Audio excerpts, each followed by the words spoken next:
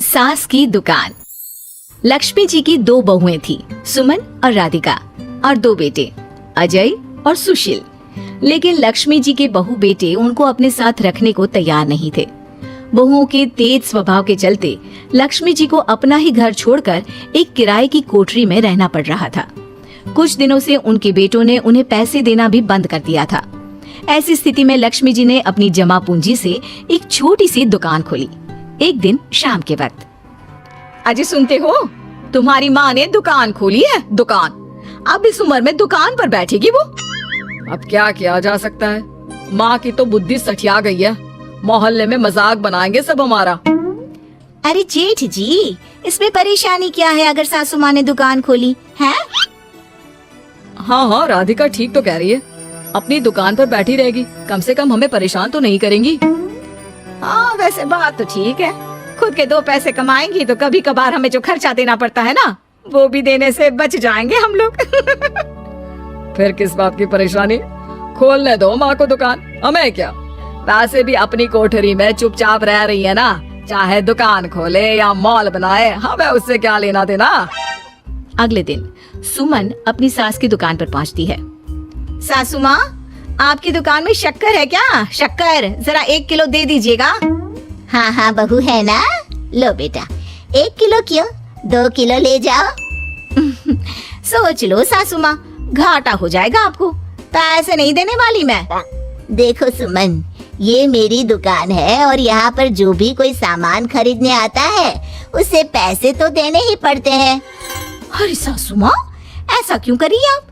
अरे देखो ना, घर पर आपका बेटा और पोते पोती दूध में शक्कर डालने के लिए कब से इंतजार कर रहे हैं। जरा उनके बारे में तो सोचिए। अरे ऐसी बात है क्या? अब मुझे नहीं पता था। बहू एक काम करो, वैसे भी पहली बार आई हो ना, ये शक्कर तुम ऐसे ही ले जाओ, पैसे देने की जरूरत नहीं है। अगले दिन राधिका भी अपनी सास की दुकान पर पहुंचती है। प्रणाम सासू माँ, कैसी चल रही है आपकी दुकान? बस बेटा, जैसे तैसे करके काम चला रही हूँ। तुम बताओ, घर में सब राजी खुशी है ना? हाँ हाँ मम्मी जी, सब कुछ ठीक ठाक है। बताओ राधिका बहू, कैसे आना हुआ? कुछ काम था क्या? वो ना मम्मी जी, मुझे जरा 5 किलो आटा चाहिए था। मेरे पैर में ना बहुत दर्द है, इसलिए बाजार तक जाने में ना तकलीफ हो रही थी। घर पर बच्चे भूखे बैठे हैं, सोचा आपसे ही ले लेती हूँ। हाँ हाँ, क्यों नहीं बेटा, ये लो 5 किलो आटा ले जाओ। हाँ, लेकिन मम्मी जी, आपने जिठानी जी को शक्कर फ्री में दी थी, तो मुझसे भी पैसे तो नहीं लेंगी ना? हाँ, अच्छा ठीक है बेटा, कोई बात नहीं, तुम ऐसे ही ले जाओ, बच्चों से क्या पैसे लेना। कुछ दिनों के बाद लक्ष्मी का बेटा अजय दुकान पर पहुंचता है। कैसी हो माँ, दुकान तो अच्छी चल रही है ना तुम्हारी? सब मोहल्ले वाले तारीफ करते रहते हैं। अब क्या करूं बेटा, तुमने तो मुझे सहारा दिया नहीं, गरीब माँ को घर से बाहर निकाल दिया। कुछ तो करना पड़ेगा ना अपना पेट पालने के लिए। वो माँ ना बहुओं की बहुत चिक चिक रहती थी।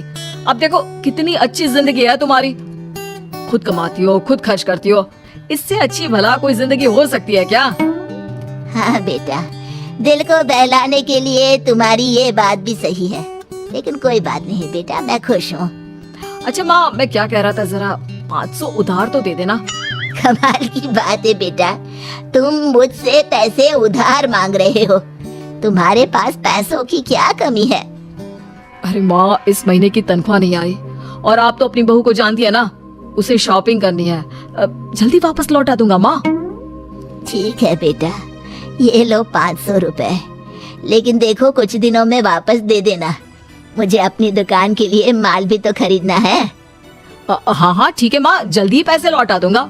बहुत दिनों तक अजय अपनी माँ लक्ष्मी के पैसे वापस नहीं देता और सुमन और राधिका बार बार किसी न किसी बहाने से अपनी सास लक्ष्मी की दुकान से बिना पैसे दिए खूब सारा सामान ले आती है, जिसकी वजह से लक्ष्मी को अपनी दुकान में बहुत घाटा होता है। फिर एक दिन जब राधिका सामान लेने के लिए लक्ष्मी की दुकान पर पहुंचती है। सासू माँ, जरा वो 1 किलो दाल तो देना। नहीं बहू, अब मैं तुम्हें या सुमन को कोई सामान फ्री में नहीं देने वाली।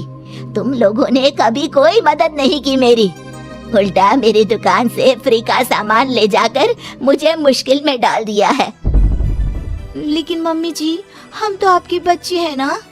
अगर इतना ही मेरे बच्चे हो तो फिर मुझे घर से बाहर क्यों निकाल दिया?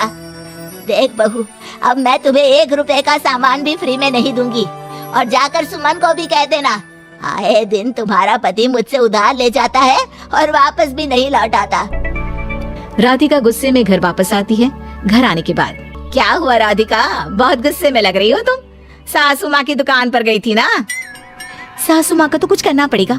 जब से ये दुकान खोलकर बैठी है, अक्कड़ तो देखो उनकी। अरे लेकिन हुआ क्या है? होना क्या है, दाल लेने गई थी, मुझे 4 बातें सुनाकर उल्टा भेज दिया, कुछ दिया भी नहीं। ये तो सासू माँ ने ठीक नहीं किया। देखो मेरे पास ना एक बहुत अच्छा प्लान है। कैसा प्लान भाभी? हम अपनी सासू माँ की दुकान में किसी चोर से कहकर चोरी करवा देते हैं और सारा सामान अपने घर मंगवा लेंगे। उसके बाद हमारे पास फ्री में सामान भी आ जाएगा और सासू माँ की अकल भी ठिकाने आ जाएगी। ठीक है भाभी, मैं आपका पूरा साथ दूंगी। आप जल्दी से ये काम करवा दीजिए। और 2 दिनों के बाद सुमन और राधिका एक चोर से मिलकर लक्ष्मी की दुकान में चोरी करवा देते हैं। हे भगवान, ये क्या हो गया? इस उम्र में जैसे तैसे अपना गुजारा कर रही थी, लेकिन चोर मेरा सारा सामान लेकर चले गए।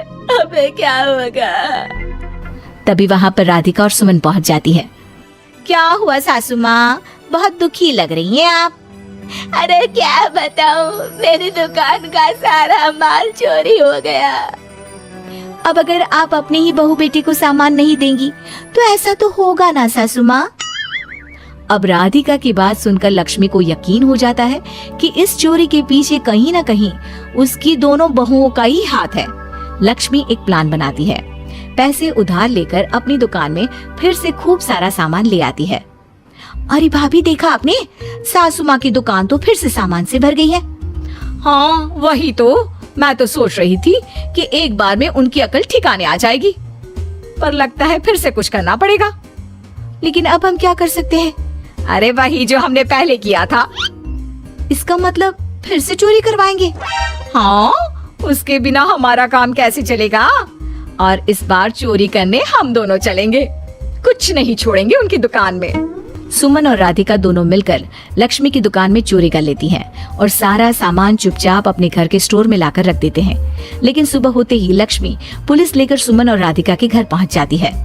इंस्पेक्टर साहब, मेरी इन दोनों बहुओं ने ही घर में चोरी की है। अरे ना ना इंस्पेक्टर साहब, ये हम पर झूठा इल्जाम लगा रही हैं।